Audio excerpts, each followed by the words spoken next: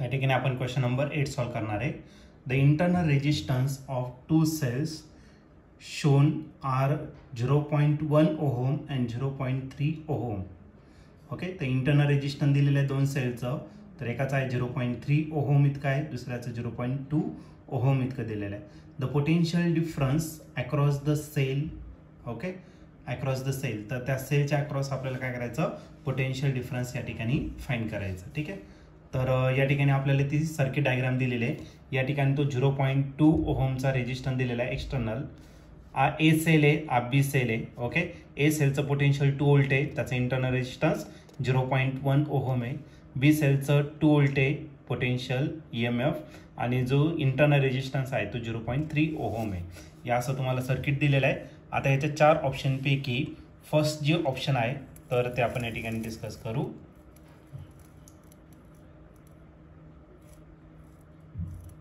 तर या ठिकाणी पहिलं जे ऑप्शन आहे ए ऑप्शन, ते दिलेलं आहे cell B will be 0 and A will be less than 2 volt.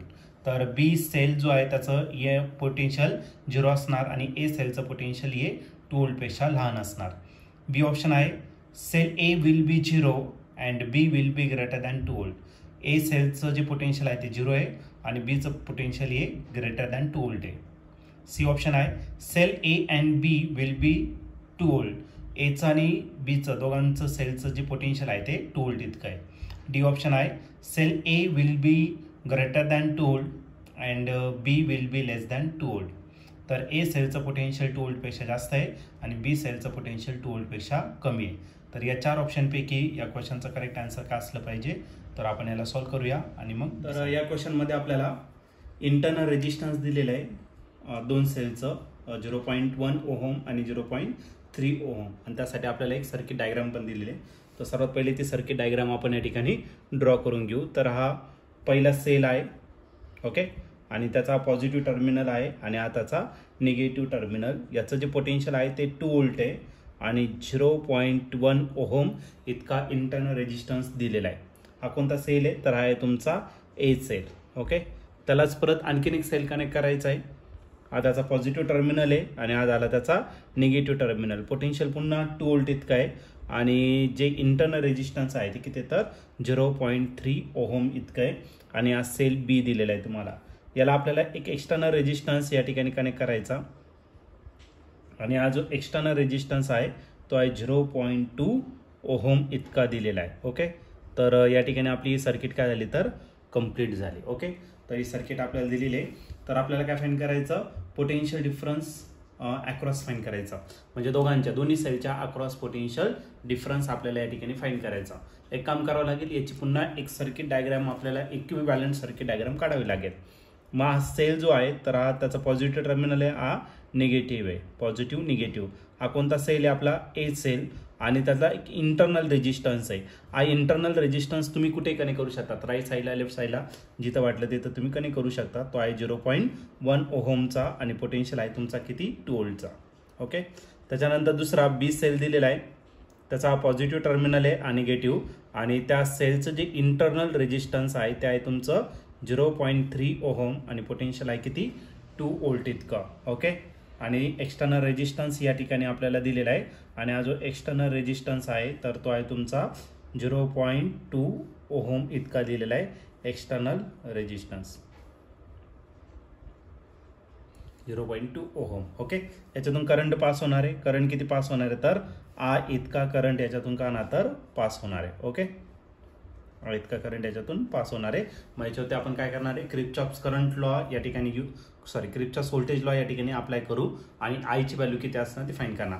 According to direction of current, तर पहिलं साईन आपण प्लस घेणार, दुसरं मायनस. सिमिलरली इकडे प्लस इकडे मायनस. करंट असा फ्लो होतोय, इथे प्लस साईन येईल, इथं काय झाला, मायनस साईन आला. ओके, मग याच्यावरती आपण KVL या ठिकाणी यूज करू. ठीक आहे, बाय युझिंग KVL म्हणजेच काय, Kirchhoff's voltage law. Okay, Kirchhoff's voltage law या ठिकाणी आपण यूज करणार या डायरेक्शनमध्ये जो आपण. ठीक आहे, तर इथलं जे आहे या इथून जर सुरुवात केली तर आहे मायनस 0.3 इतका रेजिस्टन्स आहे आणि करंट किती, तर आय इतका. मग काय आलं, मायनस 0.3 आय इतका. ओके, त्याच्यानंतर पुढे जर गेला तर लास्टचं साईन प्लस आलं आणि तो पोटेन्शियल आहे 2 व्होल्ट इतकं, +2 इतकं झालं. त्याच्या पुढे जर गेला तर मायनस साईन 0.1 ओहमचा करंट आहे आणि करंट किती आहे आय इतका. ओके, मग तो झाला -0.1 आय इतका. ओके, त्याच्या पुढे लास्टचा साईन प्लस आलं, मग तो प्लस किती झाला 2 व्होल्ट इतका झाला. आणि इकडे जर गेला तर मायनस साईन 0.2 ओहम इतका रेजिस्टन्स आहे, करंट किती आय, मग तो झाला -0.2 I is equal to 0. Circuit complete झालं इज इक्वल टू 0. आता आयची व्हॅल्यू एका बाजूला घेऊ आणि बाकीच्या टर्म वेगवेगळं. -0.3 आणि -0.1 झालं -0.4. -0.2 जर घेतला तर तो भेटेल -0.6 आय.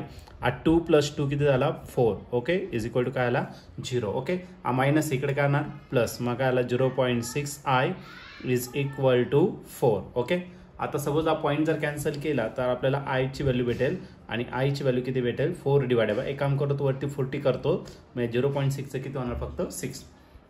2च्या टेबलमध्ये दोन्ही आहे, 2 20 जा आणि 2 3 जा, तर 20/3 अँपिअर एवढा काय झाला तर तुमचा करंट झाला. आता आपल्याला पोटेन्शियल डिफरन्स फाइंड करायचं ए सेलच्या अक्रॉस आणि बी सेलच्या अक्रॉस. मग आता मी काय करतो पोटेन्शियल डिफरन्स ए सेलच्या अक्रॉस. आता ए सेल जर घेतला तर एवढा पोटेन्शियल डिफरन्स आपल्याला याच्या अक्रॉस भेटणार आहे. ओके, तर हा प्लस जर साईन घेतला या डायरेक्शनने, याचं प्लस साईन असेल त्याचं काय मायनस साईन, म्हणजे या EMF मधून ओके EMF मधून IR काय करायचं आपल्याला मायनस करायचा. ठीक आहे, IR1. ओके, तर पोटेन्शियल डिफरन्स भेटेल आपल्याला एच्या अक्रॉस. E1 किती आहे तर तो आहे 2 व्होल्ट मायनस आय किती आला आपला 20/3 आणि जो R1 आहे तो किती तर 0.1. 0.1 × 20 किती झाला 2. ओके, तर 2 - 2/3, 2 3 किती झाला 6, 6 - 2 4, 4/3. ओके, आता याला जर तुम्ही सॉल्व्ह केलं तर 4/3, तर या आन्सर येईल तुमचं समथिंग 1 पॉईंट. ओके, परत 1 म्हणजे 10 घ्या, म्हणजे 1.333 एवढं काय असणार तर तुमचं पोटेन्शियल असणार. ओके, आता सिमिलरली आपल्याला पोटेन्शियल डिफरन्स फाइंड करायचा कशाच्या अक्रॉस, या बी सेलच्या अक्रॉस. मग इथलं जे पोटेन्शियल ते VA झालं आणि याच्या अक्रॉस जे पोटेन्शियल असणार ते किती असणार तर VB इतकं असणार. ओके, VB जर घेतला त्याचा फॉर्म्युला काय असेल E2 - I × R2.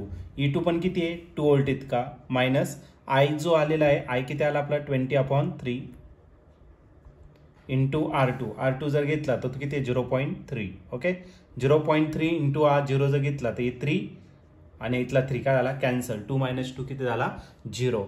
मग या ठिकाणी जे पोटेन्शियल भेटणार ते किती भेटणार तर 0 व्होल्ट इतकं त्याचं पोटेन्शियल भेटणार. ओके, तर आपल्याला पोटेन्शियल डिफरन्सेस फाइंड करायला लावलं. मग आता पहिलं जे ऑप्शन आहे सेल बी जो आहे त्याच्या अक्रॉस 0 पोटेन्शियल असणार आणि एच्या अक्रॉस <2 व्होल्ट, 2 व्होल्टपेक्षा कमी पोटेन्शियल आहे, 1.33 म्हणजे 2 पेक्षा लहान आहे आणि बीच्या अक्रॉस डायरेक्ट 0 भेटणार. ओके, ए ऑप्शन या ठिकाणी आपलं करेक्ट आहे, तर या क्वेश्चनचा आन्सर ए ऑप्शन असेल. तरी पण आपण बाकीचे पण ऑप्शन चेक करून घेऊ. बी ऑप्शन आहे सेल ए च्या अक्रॉस 0 आहे, तर नाही 1.33 आहे, म्हणजे बी ऑप्शन पण या ठिकाणी रॉंग झाला. आणि बीच्या अक्रॉस > 2 व्होल्ट, 2 व्होल्टपेक्षा बीच्या अक्रॉस जास्त आहे, तो डायरेक्ट 0 आहे, तर बी ऑप्शन पण चुकीचा आहे. सेल ए आणि बी जर घेतला तर तो 2 असणार, cell A and B will be 2 volt, तर याचा 1.3 आणि 1.33 आहे, याचा 0 आहे, तर सी ऑप्शन पण येणार नाही. सेल ए चा > 2 व्होल्ट आहे, ए चा 2 पेक्षा कमी आहे, म्हणजे हे पण ऑप्शन चुकीचं आहे.